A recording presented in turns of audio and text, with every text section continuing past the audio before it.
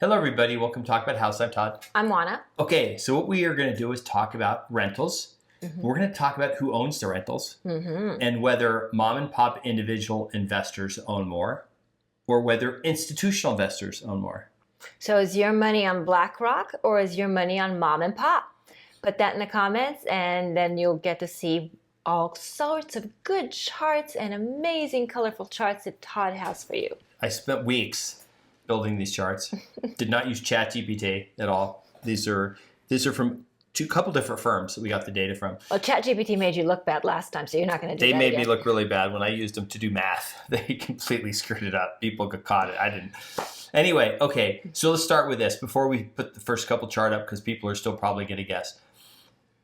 The idea of owning a rental house, traditionally, if we go past 10 years ago, has always been individual investors. Right. There was not literally such a thing as institutional investors. REITs, real estate investment trusts, were typically malls and commercial buildings. Like they were things like a person who's watching the video couldn't take down a mall on their own. Right. They could go buy a rental, but not like the San Diego Union Tribune building. Right. Right? Right. And why is that? I think it just had to do with the fact that it was very cumbersome to buy real estate as far as individual homes. And what really got the whole ball rolling was during the Great Recession, Fannie and Freddie ended up packaging lots of homes and selling them to these institutional investors. And that really got the ball rolling. I mean, it's not that they didn't own individual homes before, they did, but not en masse, not like this. Right. There was also a thing where Warren Buffett said if he could write a check and buy 200,000 single-family homes today, he would do it. And this was like 2009. He said, if I could write a check and buy 200,000 houses, I'd do it today.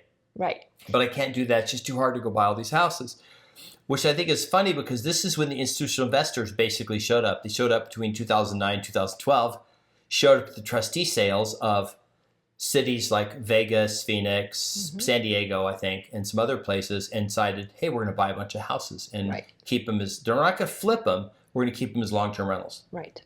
Okay. What about the idea that a person buys a house, they think maybe they'll move back into it, but because they move to a different town or something, and then they go buy another house and they rent it out. And then they get to the point where they decide they're never going to move back and they just sort of have this rental, but then they realize that it's making the money. You know, rents have gone up over the time and then we've created this thing where it's like it's an obvious takedown investment for somebody to just get a rental house. Right. So I think that's become really popular over the last 15 years, give or take. I think that's become super popular. I see people doing that all the time. I have friends and acquaintances that, maybe they, particularly like, for example, if they're military, they'll buy a home wherever they're stationed, and then when they get orders to move, rather than selling the property, they'll go ahead and keep that as a rental. They'll go to their next duty station, they'll go buy a house there, and they're just going to have these homes all over the country wherever they've been stationed. So it's kind of fun to watch that because they figured out that this is a good way for them to build wealth. Okay. When I was on one more thing, and then I'll show the chart. Okay. When I was on active duty, there were lots of stories of people who had, because when you're in the military, you don't make a ton of money, even if you're an officer. And it's kind of hard to save and accumulate wealth. But there were the stories of the people who got deployed to or based in San Diego and they bought a house. And people couldn't believe they were paying $175,000 for a house in San Diego. That was crazy. But then what happened was they were there 4 or 5 years, and then they moved and sold the house and made $100,000 profit. And they were like, "Wow, that's crazy! You can make $100,000 because you didn't. I mean, you couldn't save $100,000. There's no way. And all of a sudden now you've got $100,000 that your peers don't have, right? Okay, so let's first show the chart. Okay, this is one of two charts. Now I don't know who the source of this chart was. It was from an article But we've got another chart that also has more information. Okay, so what is this chart right here? Let's explain it pretty simply. Right. So this is, if you're looking at all the rental houses in the U.S., this is roughly the breakdown of who owns them. So who's that big piece of the pie? Well, it's you and I, right? It's mom and pop investors. It's probably people who watch this video. Right. Most people who watch this video that have commented have a couple rentals. Mm-hmm. You probably don't have 50. There might be 1 or 2 people that have 50, but most of the people have 1, 2, 3, 4, 5, or you're trying to get the first one, right. Or maybe you're trying to buy your first house. It may end up being your first investment house. 80% of not investors of all homes. Mm-hmm. So if this is 35 million, which I think is the number of homes that are investment properties, then 80% of that 35 million, so almost 30 million, right? Maybe 28 million are just owned by people like us, just normal people. Yeah. We have, less than 10 rentals, right? Right, and I think that most mom and pop investors usually have a couple. They usually don't have more than that. Like one is the most. The most have 1. The second most have 2. The third most have 3. Right. Okay, so you have that one rental, and so it's one of 2 things. It's usually you bought a house, and then you upgraded. You got the bigger house and you kept the smaller one, right? You may have inherited a house, or you just got to a point where you decide you want to buy investment property, and interest rates were relatively cheap, and you could make the numbers work, and you just wanted to accumulate wealth, and you just bought another house. I'm also going to bet that most of these you're in the same market. Right. The house you own is in the same market as the house you have as a rental, or if you have a couple rentals, you have in the same area. Mm-hmm. Sure. Okay. The next one is regional investors. Now, this doesn't mean anything. We actually know people that are in this 10 to 99, and they're not really quote unquote regional, meaning they don't just invest in a region. Some of these people actually have in like 2 or 3 states. Mm-hmm. They just decided, hey, there's an opportunity in Vegas. They bought 30 houses here, and they said, oh, there's an opportunity in Kentucky or Georgia or Texas. They bought houses, 20 houses there or something. So they have 50, 60, 70 houses in their portfolio. Mm-hmm. But so ignore the name. These are still, for the most part, these are still just people. Mm-hmm. They just happen to have, and I actually have a friend who has probably between 300 or 400. Mm-hmm. Now his family did it for years. Mm-hmm. Okay. We flew together in the Marine Corps. So, and it was well known when he got off active duty, he was just going back to the family business, and they owned all these homes that were just rented out that they'd accumulated over a long period of time. Okay, so even that smaller national investors is going to be one of 2 types of people. I think this is where we break down. Some of these could be small companies that have either raised money or borrowed money or something, but they're usually also backed by just regular investors, high net worth individuals. So somebody went to some high net worth individual family office and said, hey, let's add 200 or 300 houses to the portfolio, maybe all over the country and whatever. And they said, okay, fine, let's do that, right? Right. Now, institutional investors, this is definitely over 1,000, probably not Joe Bob who went and just started buying with trustee sale. No. Okay. You probably are a hedge fund or a Wall Street firm. Right. So like Invitation Homes, BlackRock, things like that. Right. Okay. And there's a bunch of them. Okay. Now, I think what's impressive about this is you would have thought, now we have the other charts can show this a little differently. It shows the numbers are just a hair different. But what's interesting is they're pretty close. Mm-hmm. This is like when the charts we show you where everybody's got their estimate of exactly how much home prices went up. Mm-hmm. Okay. And that's an interesting one that we've been working on. We're not going to do it yet until we get it right. But I think that'll be tomorrow's video. Because the home price appreciation, especially over the last 8 months. Okay. All right. So now what we're going to do is we're going to flip over here that we've shown you that, show you this chart. Now this is actually from CoreLogic. Mm-hmm. Okay. This is a CoreLogic chart. Now the pie represents all houses. Mm-hmm. So that white area that looks like it's a little less than 3/4 is their estimate of homes owned by actual homeowners, owner-occupant. Mm-hmm. And then the rest are the rental houses. Now this shows about 49% of all rentals are owned by mom and pop. 33% are medium, and then 8% are large, and 11% are mega. It's also possible that the other chart, they got older data, and we do know that over the last few years that institutional investors have been buying a lot of properties. They have. I happen to think that it's still a higher number of mom and pop investors than this chart shows, but it still makes the point that mom and pop investors are the largest segment. Yeah, it definitely looks that way. Now, if you were to guess which of these segments is going to grow the fastest, do you think it's still mom and pops, one at a time, slugging it out to get properties, or these mega investors will flood back in the market with tons of cash and buy more properties up? Or you think they maybe have reached their peak and they're done playing? So, that's a really tough question, because the first thing I want to say is mom and pop, mostly because I like mom and pop investors, and because we do have these accidental landlords, right? People with these 3% mortgages that are never going to get rid of them. So they're going to move on to another house, but they're going to keep these homes with these low mortgages. So that definitely weighs heavily on my mind. But I also see that hedge funds have definitely entrenched themselves in residential real estate, and have decided that residential real estate is an asset class in which they want to play long term. So I think that they will come back to the market. I think that right now inventory is so scarce that they simply don't want to slug it out with owner occupants, and they don't really want to play with multiple offers. And I think that's why they've kind of taken a step back, not in all markets, but in a lot of markets. So I think short term, I think we will see the number of individual investors grow as far as, mom and pop investors.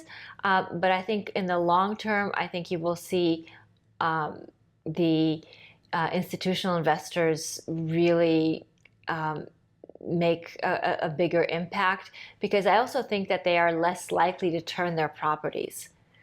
Why is that? Why do you think those homes are likely to never go back, or less likely to go back to an owner occupant?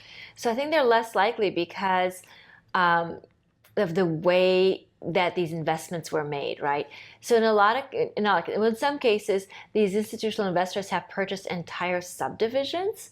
Okay. And so that subdivision is now, XYZ rentals, right? And so those are not going to get sold off one at a time.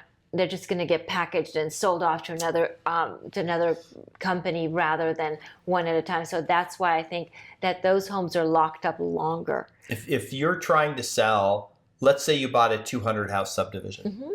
If you're trying to liquidate that subdivision, the last thing you want to do is hire, 8 agents that run a sales office or whatever and try to sell those. The other thing too that happens is once the whole neighborhood goes for sale, the prices tank pretty fast, because right, the whole neighborhood all of a sudden it's like, what's going on? Why are they selling? You're cannibalizing your own market. You cannibalize your own market. This is we're talking hyper local, just a neighborhood. Mm-hmm. So what you would do is you would go to some other fund. You would call all the other funds and say, hey, do you want to buy this neighborhood? These are the numbers. This is the return. This is what we'll sell it for. This is this is how much we collect in rent every month. This would be your cap rate if you bought it. They're also not losing 4, 5, 6, 7, 8% on every single house they sell, plus the time they have to waste, right? Right. By hiring agents and selling them. Right. So governmental bodies have gotten wise to this. They've gotten wise to these companies selling the LLC and trying to skirt transfer taxes and things like that. Yep. So they have gotten wise to that. They have taken steps to prevent that. You can still sell the whole LLC, but you'll still owe them the transfer taxes. But they will certainly save money on other closing costs, such as escrow fees and title fees and things like that. So, and when you're talking about 200 properties, you're not talking about necessarily pennies, right? You're talking about a pretty good chunk of change, and all of it matters because it all goes against the return on investment. So that's something else to kind of keep in mind for them. So to explain what Juana was talking about, transfer tax is the tax you pay to the government, whether it's a state, county, or whatever, and it's not an insignificant amount. It can be anywhere from 0.25% to like 1% in some places. It's 0.5% in Nevada. So if you sell a $1 million house, you pay $5,000 in transfer tax, right? 0.5%. So here's how this works. You have a house for sale, you sell it, and Jim Bob buys the house, okay? The seller is assessed the transfer tax, okay? And then you pay the transfer tax as part of the 0.5% of the house. Now, let's say you go, I don't want to pay transfer tax, so I'm going to put the house in an LLC. I'm going to call it 123 Elm Street LLC. Then you go find somebody and say, hey, look, you want to buy my house, but I don't want to have to transfer title. So what I'll do is this. I'm going to just create a document and make you the owner of the LLC. It'll just be a piece of paper I hand you. We'll go down to county. I'll say you're now the owner of the LLC. But because the property never changes, the recorder doesn't know about it. So you still own the property. The LLC still owns the property, but you own the LLC now instead of the other person. So you're like, I've skirted the rules. So what happens is some of these municipalities, whether they're counties or whatever, has come in and said, okay, if a legal entity owns and the ownership changes by more than X%, and in some of them it's 50%.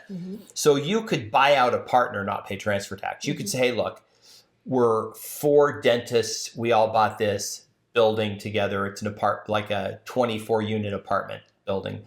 And we want to buy out, Fred, because he wants to retire and he wants all his money. So someone wants to buy Fred out. And someone comes in and goes, I'll buy Fred out. Then you're only changing 25% ownership of the thing. So maybe that doesn't trigger any kind of transfer tax. But if maybe 3 of the people wanted to sell out, that would trigger the transfer tax, and the government would say, hey, enough owners have changed hands that this is really under new ownership.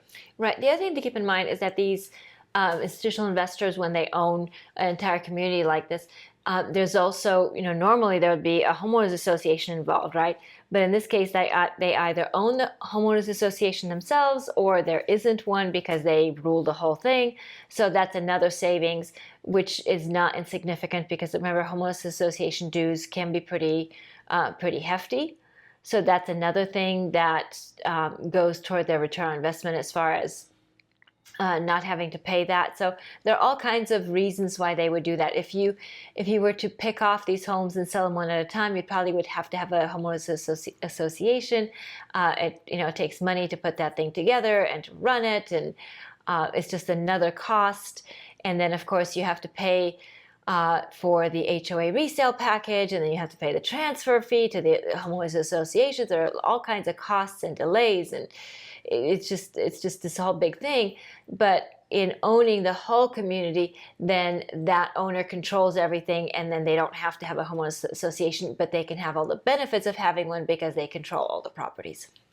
So the last thing I want to say about why so many mom and pop have these properties, it's very difficult for an average person to control, let's just say, $400,000 of an asset, right?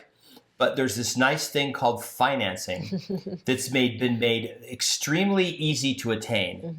Basically, you have a job, you have some income, you have some down payment, you have a credit score. Lender will loan you the money. So there's ease of entry for average people, where if you were buying an airline, you cannot just go out and buy your own 737, right? That and $150 million will get you a 737. Yeah, or it's probably not that much for 737. That might be what you pay for 787. But the idea is that there's this thing in place that lets it pretty easy for average people to get in, and you can compete with the mega firms. The mega firms, a lot of times they're beating you on price because they have cash. But that's why the numbers look the way they look. And plus the other thing is the mom and pops have been holding these for a long time. Right. Generally. So in the U.S., it's one of the easiest places in the world to buy rental properties. And that's a lot of the reason why you see this. It's pretty clear from both these charts that 80% at least of all rental properties are owned by just normal people. Right. Some person who just got a wild hair one day. I was reading an article, it was pretty cool. It was about, he's a school teacher in like Chicago, and he owns like 30 or 40 houses. Mm-hmm. And this was like the bottom of the housing crash in Illinois, where you could buy homes for like 30, 40 grand. And they were sketchy areas, but he was like, I don't really care. I'm just going to, buy him. And I think he was a school teacher. He was getting financing or something. And now he's got like this massive portfolio. Mm-hmm. I think he said he was making like $40,000 a month net Mm-hmm. in rents. Right. And his goal, he was making enough that like every 6 months he could buy another house. Mm-hmm. So he said he was just going to take all his rents, and every time he had enough to buy another house, he was continuing to buy. He was just growing his portfolio. Mm-hmm. So I thought that was pretty interesting. He was plowing all his money back into more real estate. Yeah, So, very cool. So Okay. what do you think? Do these numbers make sense to you? Is this what you expected? Did you think that you would see like BlackRock owns a third of all houses? Clearly, they own a substantial number compared to average people. I think the highest BlackRock or whoever, I think that it's in the 5 digits. Mm-hmm. Like the 30,000 or 40,000. It's a Right. lot. I know in Tampa they are the largest single owner, Right. and probably other markets too. Okay. So did you like Todd's charts? Were they pretty and colorful? Pretty. Hope you enjoyed the video. Please remember to leave us your real estate related comments. We appreciate them. Like the video. Like it. Oh, hey, we're close to 10,000. Woohoo. We're going to get there. We need less than about 150 subscribers to get to 10,000. We're Okay. excited about that. So that's your cue to share the video, okay? Share the video. If you do not currently subscribe, please subscribe to the video so that you get the next awesome video that we put out. We appreciate your support, and we will see you on the next video. Bye. Bye.